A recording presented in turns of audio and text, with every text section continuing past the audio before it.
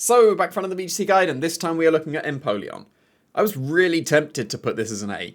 It's on the verge, mainly because Incineroar is also back in the format. And this is such a good counter to Incineroar. Obviously, Hisuian Arcanine and Landorus Therian had been around back in Regulation E when Empoleon was still allowed. But now that Incineroar's here, this is actually going to become even more viable than it was. Because Landorus hits Empoleon super effectively. You kind of have to Terror out of it. That's what defense investment's for, by the way, to survive a Stomping Tantrum from Landorus Therian. But Incineroar, well, you're the same base speed. You're going to be playing a speed creep war at least with Incineroar. But if they're faster than you, Flare Blitz does okay damage, and then you still respond with a +2 Water Pledge, and that's a guaranteed KO.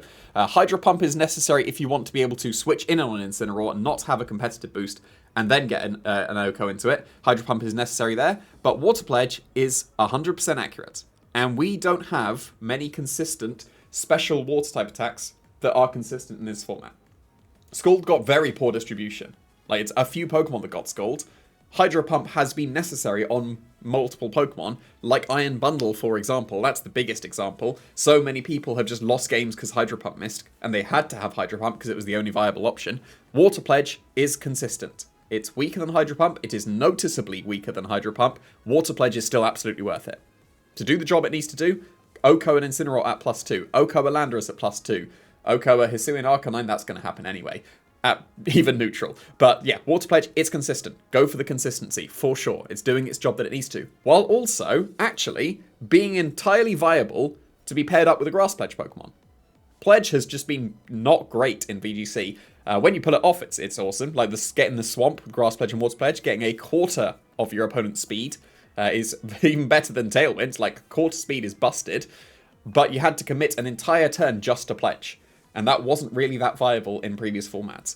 However, because Empoleon's best water move, outside of Hydro Pump, and consistency's better, is Water Pledge, it's going to have it anyway. That means that you can very viably just go for, oh, I have a Grass Pledge Pokemon now, because I already had Water Pledge, rather than going for, let's put Pledge onto the team. This is already on the team. Make the most of it. Pair it up with something like a Superior. Hint, hint. That's the best one. But then you'll be able to get the Swamp, and then you'd definitely be able to outspeed even the Choice Scarf Landorus and even the Choice Scarf Pokemon there, so that when they come and intimidate you, you can just get the Water Pledge KO. So, entirely viable to go with the Pledge strategy, but also fine without it. You can run Water Pledge, and you don't have to have another Pledge Pokemon on your team. Also, Flash Cannon, good coverage, that's going to hit the Fairies. You're going to be a Steel type, so you resist Flutter Mane.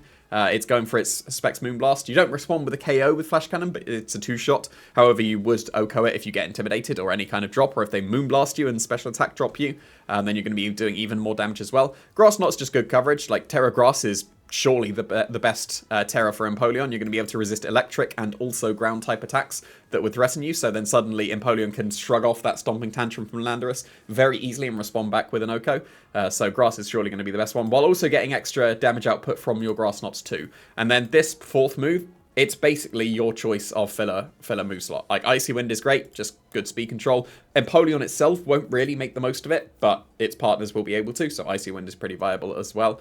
These are some other moves that can fit onto the Assault Vest Empoleon. This is not a recommended moveset, these are just others that probably fit into this fourth slot here. So Hydro Pump, I mentioned. If you want to have it over Water Pledge, fine.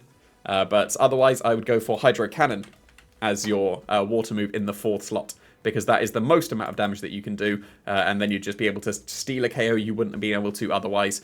Even though you sacrifice the extra turn of recharge, that will probably be worth it in the situations you would want to click Hydro Pump. Same situation with Steel Beam, not quite as strong as Hydro Cannon, but close enough. This would just OHKO or Flutter Mane for sure. But you're sacrificing a load of your longevity by sacrificing the 50% HP. But again, in the situations you would want to Steel Beam, that's probably worth it.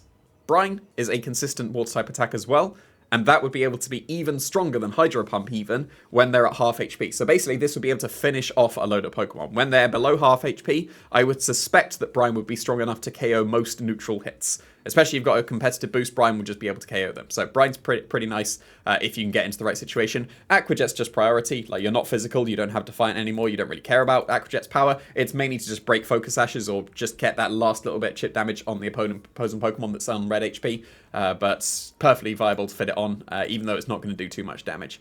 So I think I mentioned about the spread. It survives a Stomping Tantrum from an opposing Landorus. Then basically, Speed Creep the opposing Incineroar.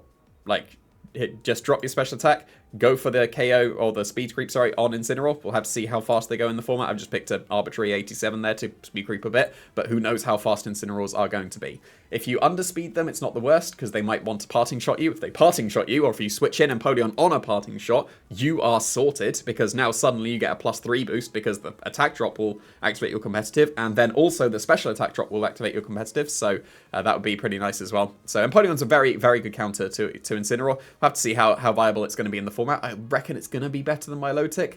Milotic's faster, but Empoleon's stronger, and Water Steel is a pretty good type.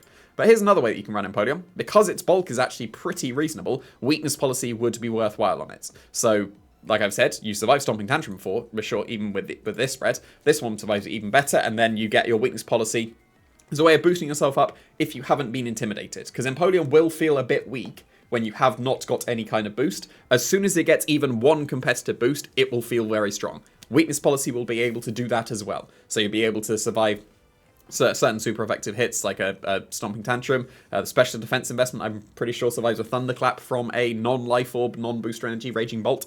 So then you'll be able to respond back with some reasonable damage after that.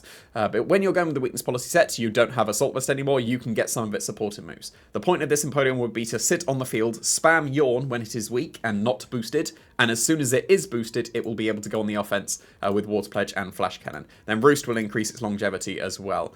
So this is a perfectly viable Empoleon. I think this was the only Empoleon that I saw at all in Regulation E, back when people saw, oh, this is available now, let's just try it out, oh, and suddenly it's disappeared again. But now that, again, Incineroar's back. Like, Incineroar is the big buff for Empoleon, which is a bit of a weird thing to say, but yeah, getting competitive over Defiant is absolutely massive for it, because its 86 attack didn't make use of Defiant. 111 special attack, it's going to make use of that. And like I said, this might be A. Depending on how the meta shapes out, this could be incredibly viable.